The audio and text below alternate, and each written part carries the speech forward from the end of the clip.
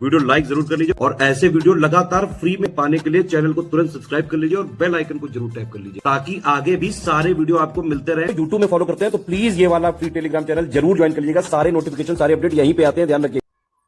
नमस्कार दोस्तों, स्वागत है आपका स्टडी फॉर एग्जाम्स में। दोस्तों, इस वीडियो में लोग 16 फरवरी 2026 का टॉप 20 करंट अफेयर देखेंगे। वीडियो शुरू करने से पहले मैं आपको बता दूं, स्टडी फॉर सिविल सर्विसेज के ऐप पर हरियाणा स्पेशल जीके के लिए study material and smart board classes का बैच लॉन्च किया गया है और यह बैच दोनों भाषाओं में उपलब्ध है। इसमें आपको एग्जाम ओरिएंटेड सिलेक्शन मटेरियल दिया जाएगा, कंप्लीट 50 क्लासेस के नोट्स दिए जाएंगे, स्मार्ट बोर्ड पर रिकॉर्डेड फ्रेश वीडियो दिए जाएंगे जिसका आपको अनलिमिटेड एक्सेस होगा। आप चाहे जितनी बार देख सकते हैं और इसकी जो वैलिडिटी होगी वह एग्जाम तक होगी। करना क्या, आपको स्टडी फॉर सिविल सर्विसेज का ऐप इंस्टॉल करना है और उसमें कूपन कोड यूज करना है ज्ञान सर कूपन कोड यूज करेंगे तो आपको इस बैच पर आपको 20% का डिस्काउंट मिल जाएगा और इसकी जो फीस हो जाएगी वह मात्र 699 रुपये हो जाएगी। बैच से जुड़कर आप अपनी तैयारी को बेहतर कर सकते हैं।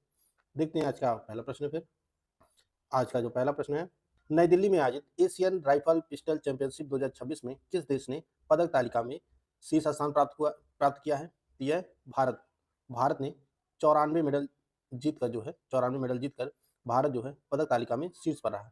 94 पदक में 51 स्वर्ण पदक था, 23 रजत पदक था और 20 कांस्य पदक था। 94 पदक के साथ जो है Bharat Asian rifle pistol championship 2026 जो नई दिल्ली में आयोजित किया गया उसमें शीर्ष पर था। इसका बी ऑप्शन सही है। 5 से 6 फरवरी 2026 को 6वां राष्ट्रीय फसल पोषण शिखर सम्मेलन और B2B एक्सपो का आयोजन कहाँ किया गया? तो यह आयोजन जो है मुंबई में किया गया। 6वां राष्ट्रीय फसल पोषण शिखर सम्मेलन और B2B एक्सपो का आयोजन मुंबई में हुआ 5 से 6 फरवरी को। हाल ही में प्रमुख सौंदर्य ब्रांड मेबलिन न्यूयॉर्क ने भारत के लिए किसे अपना नया ब्रांड एम्बेसडर नियुक्त किया है? तो यह कियारा आडवाणी को। कियारा आडवाणी जो है यह भारत के लिए मेबलिन न्यूयॉर्क जो सौंदर्य ब्रांड है उसकी ब्रांड एम्बेसडर बनी है। इसका डी ऑप्शन सही है। वर्ष 2026 में आयोजित होने वाले प्रथम वैश्विक बिग कैट शिखर सम्मेलन की मेजबानी कौन सा देश करेगा? ये अपना देश भारत करेगा। हाल ही में ग्रैमी अवार्ड 2026 में एल्बम ऑफ द ईयर जीतने वाला पहला स्पेनिश भाषा का एल्बम कौन सा बना है? यह डेबी तिरार मास फोटोस, यह जो है यह स्पेनिश भाषा का पहला एल्बम बना है जिसने ग्रैमी अवार्ड 2026 में एल्बम ऑफ द ईयर पुरस्कार जीता है। इसका बी ऑप्शन सही है।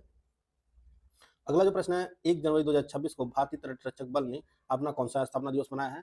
यह भारतीय तटरक्षक बल ने अपना 50वां स्थापना दिवस मनाया है।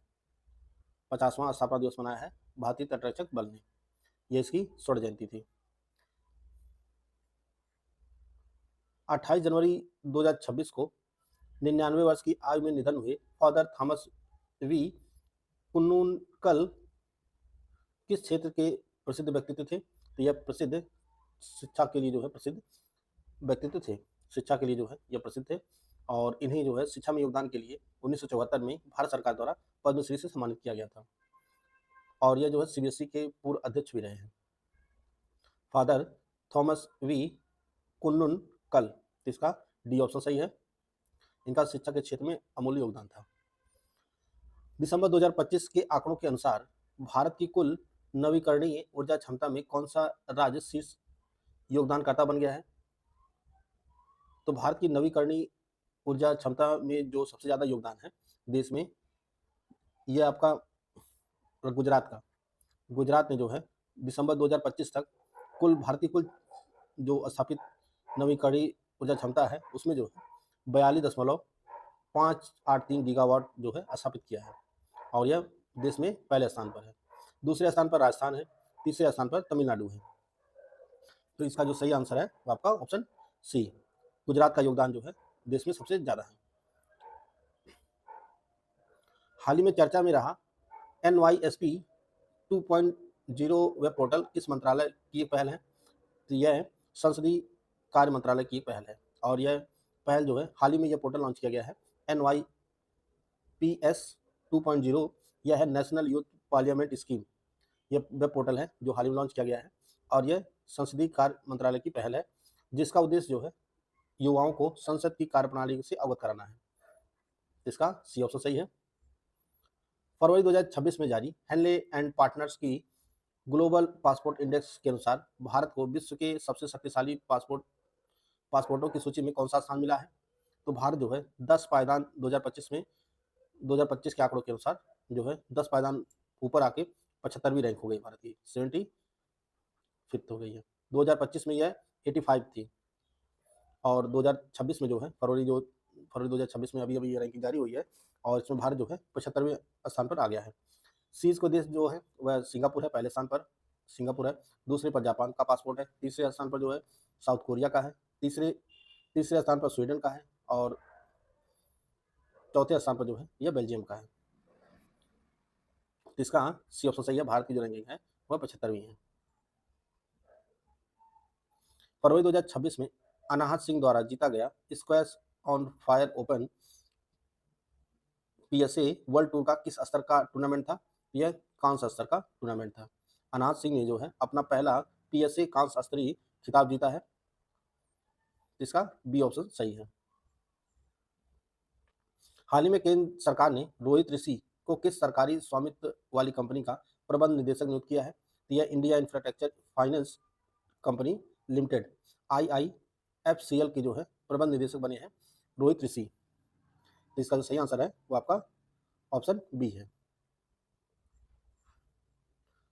5 फरवरी 2026 को केंद्र सरकार, नागालैंड सरकार और ईस्टर्न नागालैंड पीपुल ऑर्गेनाइजेशन के बीच किस नए प्राधिकरण के गठन के लिए ऐतिहासिक त्रिपक्षीय समझौता हुआ है? तो यह जो समझौता हुआ है यह फ्रंटियर नागालैंड टेरिटोरियल अथॉरिटी के गठन के लिए जो है ये समझौता किया गया है। 5 फरवरी 2026 को केंद्र सरकार, नागालैंड सरकार और ईस्टर्न नागालैंड पीपुल ऑर्गेनाइजेशन के बीच जो है यह ऐतिहासिक त्रिपक्षीय समझौता हुआ है। इसका बी ऑप्शन सही है। हाल ही में किस भारतीय प्रौद्योगिकी संस्थान के शोधकर्ताओं ने एक इको फ्रेंडली, लेड फ्री और सेल पावर्ड फोटो डिटेक्टर विकसित किया है? तो इसे विकसित किया है IIT गुवाहाटी ने। IIT गुवाहाटी के शोधकर्ताओं ने जो है eco friendly, lead free, cell powered photo detector विकसित किया है। तो इसका बी ऑप्शन सही है। फरवरी 2026 में भारत सरकार ने किस राज्य में केंद्रीय बैंक डिजिटल मुद्रा CBDC आधारित डिजिटल फूड करेंसी पायलट योजना की शुरुआत किया है? यह पायलट योजना शुरू की गई है गुजरात से। गुजरात में यह पायलट प्रोजेक्ट जो है शुरू किया गया है और इसका उद्घाटन जो है वह केंद्रीय गृह मंत्री अमित शाह जी के द्वारा किया गया है। इसका डी ऑप्शन सही है।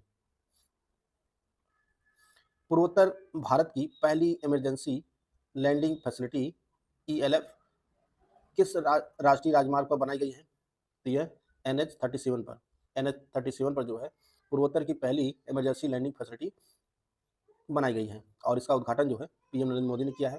और यह जो फैसिलिटी है यह असम के डिब्रूगढ़ में बनाई गई है और इसका उद्घाटन जो है PM नरेंद्र मोदी ने C-130J विमान के द्वारा जो है इसका टेस्ट किया गया है। और इसकी हवाई पट्टी की जो इमरजेंसी लैंडिंग की लंबाई है यह 4.2 किलोमीटर लंबा है। तो इसका ये ऑप्शन सही है, यह NH37 पर बना है। केंद्र सरकार ने 14 फरवरी 2026 को सड़क दुर्घटना पीड़ितों की मदद के लिए किस नई योजना की घोषणा किया है? यह PM राहत योजना।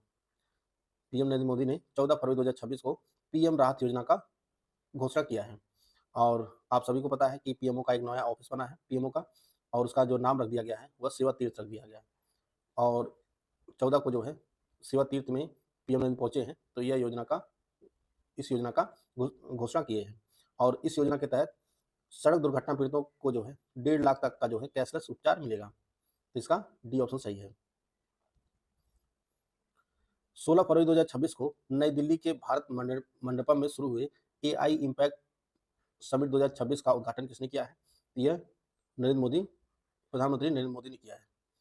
आप सभी को तो पता है कि AI इम्पैक्ट समिट 2026 का जो मेजबानी कर रहा है वह भारत कर रहा है और इसकी जो अध्यक्षता की है वह PM नरेंद्र मोदी की है। तो इसका सी ऑप्शन सही है।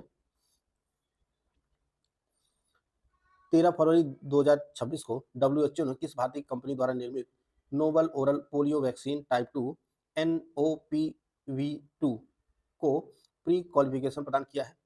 तो यह जो वैक्सीन है इसे बनाया है बायोलॉजिकल ई लिमिटेड ने। बायोलॉजिकल ई लिमिटेड यह भारतीय कंपनी है, इसने जो है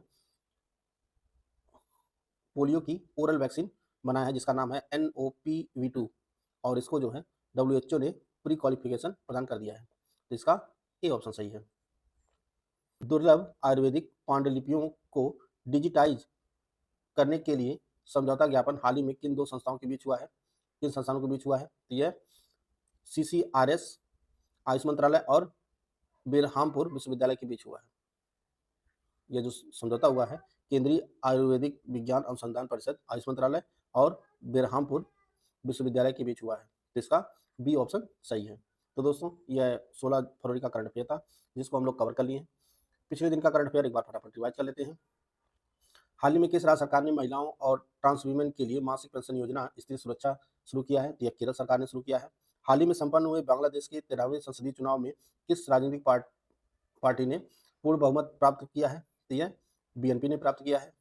फरवरी 2026 में दिल्ली सरकार ने किस नई योजना को मंजूरी दी है जिसका उद्देश्य युवाओं को रोजगार परक प्रशिक्षण देना है? यह मुख्यमंत्री कौशल विकास योजना शुरू किया है। 14 फरवरी 2026 को किस विश्वविद्यालय ने DRDO के अध्यक्ष डॉक्टर समीर वी कामत को मानद उपाधि से सम्मानित किया है? तो SRM विश्वविद्यालय आंध्र प्रदेश ने प्रदान किया है। फरवरी 2026 में किस मंत्रालय ने नीली अर्थव्यवस्था को बढ़ावा देने के लिए पुडुचेरी सरकार के साथ समझौता ज्ञापन पर हस्ताक्षर किए हैं? तो यह पृथ्वी विज्ञान मंत्रालय ने हस्ताक्षर किए हैं। 13 फरवरी 2026 को नई दिल्ली में अखिल भारतीय सम्मेलन का उद्घाटन और ब्रह्म कुमारी के राष्ट्रव्यापी अभियान सशक्त भारत के लिए कर्मयोग अभियान की शुरुआत किसने किया है? तो यह द्रौपदी मुर्मू जी के द्वारा किया गया है। किस राज्य की विधानसभा ने सदस्यों की जवाबदेही बढ़ाने के लिए हाल ही में AI आधारित डिजिटल उपस्थिति प्रणाली लागू की है? तो यह आंध्र प्रदेश सरकार ने। फरवरी 2026 में गुजरात सरकार ने किसे गिफ्ट सिटी का नया चेयरमैन नियुक्त किया है? तो यह उदय कोटक बने हैं गिफ्ट सिटी के नए चेयरमैन। फरवरी 2026 में RBI ने AU स्मॉल फाइनेंस बैंक के MD और CEO के रूप में किसकी पुनः नियुक्ति को मंजूरी दिया है? ये संजय अग्रवाल जो है AU फाइनेंस बैंक के नए MD और CEO बने हैं। हाल ही में किस जनजाति ने नागालैंड में पेंगोलिन के शिकार पर पूर्णतः प्रतिबंध लगाया है? यह संगतम नागा जनजाति है। सितंबर 2025 तक के आंकड़ों के अनुसार RBI का डिजिटल पेमेंट इंडेक्स पहली बार किस आंकड़े को पार कर गया है? तो यह 516.67 हो गया है। 9 से 10 फरवरी 2026 को भारत की अध्यक्षता में पहली ब्रिक्स शेरपा बैठक कहाँ आयोजित की गई? तो नई दिल्ली में आयोजित की गई। फरवरी 2026 में पंजाब नेशनल बैंक ने अपने 132वें स्थापना दिवस पर PNB सोल्जरथॉन 2026 का शुभारंभ कहाँ किया है? तो द्वारका में किया है। हाल ही में किस कंपनी सहकारी संस्था ने डेयरी किसानों की मदद के लिए सरलाबेन नामक AI संचालित सहायक लॉन्च किया है? तो यह अमूल ने किया है। फरवरी 2026 में मेघालय के मुख्यमंत्री कॉनरॉड के संगमा ने खेल अवसंरचना विकास परियोजना के अंतर्गत स्केट पार्क का उद्घाटन कहाँ किया है? त्रिपुरा में किया है। केंद्र सरकार के नए दिशा निर्देशों के अनुसार सोशल मीडिया प्लेटफॉर्म को सक्षम प्राधिकरण द्वारा चिन्हित डीप फेक या AI कंटेंट को अधिकतम कितनी समय सीमा के भीतर हटाना अनिवार्य होगा? 3 घंटे। किस भारतीय फोटोग्राफर की कंडनार केलान थेयम की तस्वीर को नेशनल जियोग्राफिक 2026 कैलेंडर में जगह मिली है? यह रम्या श्रीराम की फोटो है।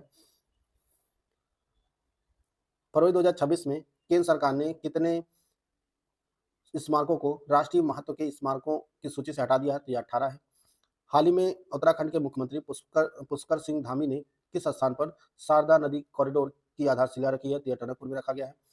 फरवरी 2026 में चक्रवात गेजानी ने किस देश को प्रभावित किया है? तो मेडागास्कर को प्रभावित किया है। तो दोस्तों यह महत्वपूर्ण करंट अफेयर थे जिसको हम लोग इस वीडियो में कवर कर लिए हैं। वीडियो आपको अच्छा लगे तो लाइक कर सकते हैं, चैनल को सब्सक्राइब कर लीजिए। मिलते हैं नेक्स्ट वीडियो में, तब तक जय हिंद, जय भारत।